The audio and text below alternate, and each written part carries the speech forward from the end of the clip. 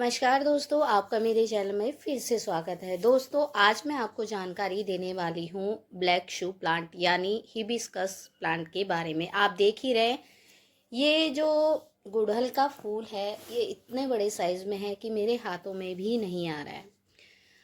ये वैरायटी अलग होती है और इसमें काफ़ी बर्ड्स भी आ रही हैं।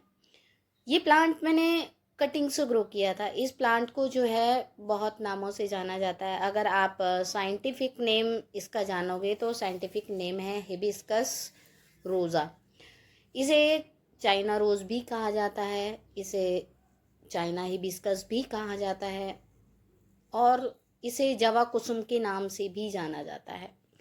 वैसे तो ब्लू ब्लैक प्लांट और हिबिस्कस में कोई अंतर नहीं होता है, लेकिन जो हिबिस्कस का जो प्लांट होता है वो जैसे अफ्रीका वगैरह में जो शू होते हैं उनको पॉलिश करने में इस्तेमाल किया जाता है, इसीलिए इसे ब्लैक शू प्लांट कहा जाता है। और ये वाला जो आप देख रहे हैं ये देसी गुड़हल होता है।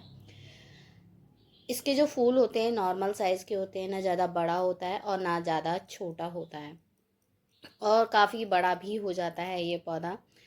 और काफ़ी लो मेंटेनेंस प्लांट है। गुड़हल का जो पौधा होता है, अगर आप उसको छोटे गमले में लगाते हैं तो भी ग्रो हो जाता है, बड़े में लगाएंगे तो भी ग्रो हो जाएगा। अब देखिए इसमें जो है फूल खिलना शुरू हो गया है। अब इसकी जो कली बनी थी वो खिल गई है। ये अभी 1-1.5 घंटे के अंदर पूरा खिल जाएगा। इसमें तेज़ ग्रोथ के लिए, इसमें और अच्छी फ्लावरिंग लेने के लिए मैं आगे आपको डिटेल में वीडियो बताऊंगी कि आप किस चीज़ का इस्तेमाल कर सकते हैं। देखिए, सबसे पहली बात तो दोस्तों, इसमें बहुत सारी वैरायटी आती है, बहुत सारे कलर आते हैं। एक हाइब्रिड होता है और एक देसी गुड़हल होता है। देसी गुड़हल में मोस्टली बहुत ज़्यादा फ्लावरिंग होती है, लेकिन जो इस तरह के गुड़हल होते हैं इसमें फ्लावरिंग कम होती है, लेकिन जब भी होती है इसको बहुत ज़्यादा एनर्जी की ज़रूरत होती है। ये जो वाला गुड़हल है आप देख ही पा रहे हैं, मैंने जो कटिंग से लगाया हुआ ये गुड़हल का प्लांट है और इस छोटे से पॉट में ही मुझे बहुत जल्दी से फ्लावरिंग मिलने लगी है। अब ये जो कटिंग मैंने लगाई थी पॉली बैग में लगाई थी, और पॉली बैग को मैंने जो सेरेमिक पॉट है, काफ़ी बड़ा सेरेमिक पॉट है, ये लगभग 20 इंची का सेरेमिक है, और इसमें मैंने पॉली बैग को नीचे से कट करके और ऐसा के ऐसा ही पॉट में रख दिया था, ताकि मुझे ये जो है शिफ्ट ना करना पड़े। ज़्यादा गर्मी की वजह से मैंने इसको रिपोर्ट नहीं किया था, ऐसे ही रख दिया और काफ़ी अच्छा रिज़ल्ट मुझे मिला, ऐसा नहीं है। देखिए उसी का ही रिज़ल्ट है ये आज का। इसमें काफ़ी अच्छी फ्लावरिंग हो रही है, और ये जो पॉट है बड़ा होने की वजह से मैंने इसको केवल 1/3 फिल किया है, बाकी 4th पार्ट जो है इसका खाली छोड़ दिया है, ताकि इसमें जो है ज़्यादा गर्मी ना बन पाए। जो सेरेमिक के पॉट होते हैं उनमें बहुत जल्दी से जो है, कहते हैं ना, हीट बनती है, तो ये चीज़ आपको ध्यान रखनी है। पहले तो आप इसको ऐसी जगह रखेंगे जहाँ ठंडा एरिया हो। अगर सेरेमिक में लगे हैं तो ठंडे एरिया में रखिए। ये ऐसी जगह रखा है जहाँ पे इसे 2 घंटे की धूप मिल जाती है, बाद में पूरा दिन शेड रहती है, तो जो ये पॉट है वो गर्म नहीं हो पाता है, ज़्यादा हीट इसमें नहीं बन पाती है, जिससे कि मेरा जो ये हिबिस्कस का प्लांट है काफ़ी अच्छा इसमें सरवाइव कर रहा है। अगर आप बिगिनर्स हैं तो आप जो गुड़हल की कटिंग होती है या तो आप पॉली बैग में लगाएं, नहीं तो आप मिट्टी के पॉट में ही लगाएं।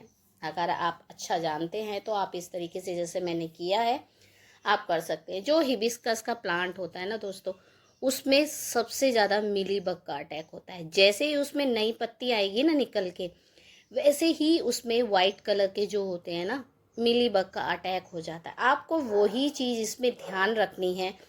जब आप रेगुलर अपने प्लांट को देखेंगे तो आपका प्लांट कभी भी ख़राब नहीं होगा, क्योंकि वो लगातार आपकी नज़रों में रहेगा। अब जैसा कि मैंने आपको दिखाया इसमें स्टार्टिंग में, या अभी जो है इसमें हिबिस्कस में जो वाइट मिलीबग है उनका अटैक हो गया है, तो इसका भी बचाव मैं आपको बताऊंगी कि कैसे होगा।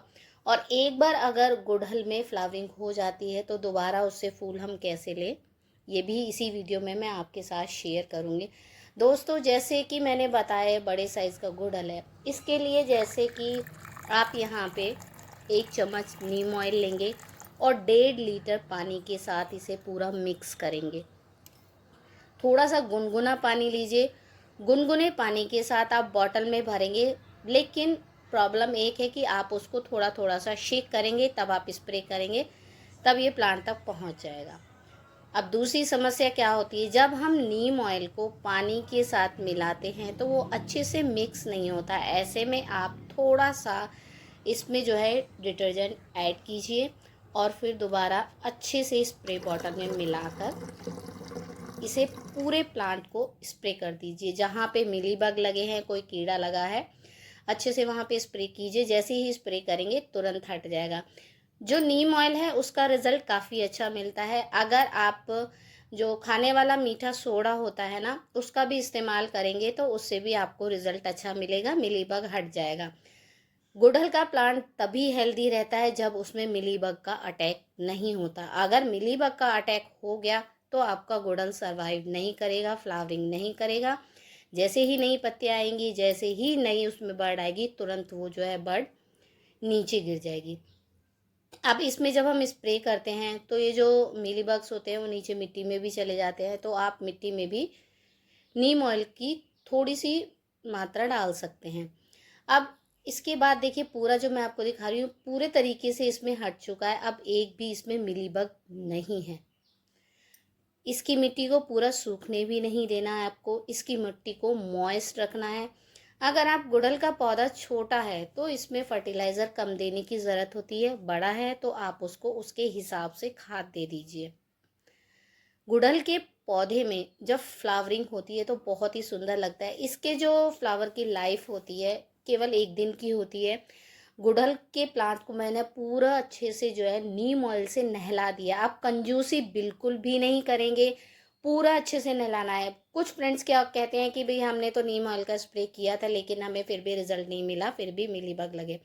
लेकिन दोस्तों, आप जैसे ही देखेंगे ना, इसकी पत्तियों को पीछे हटा के आगे सारा इसको ऊपर से नीचे तक प्रॉपर पूरा नहलाना है।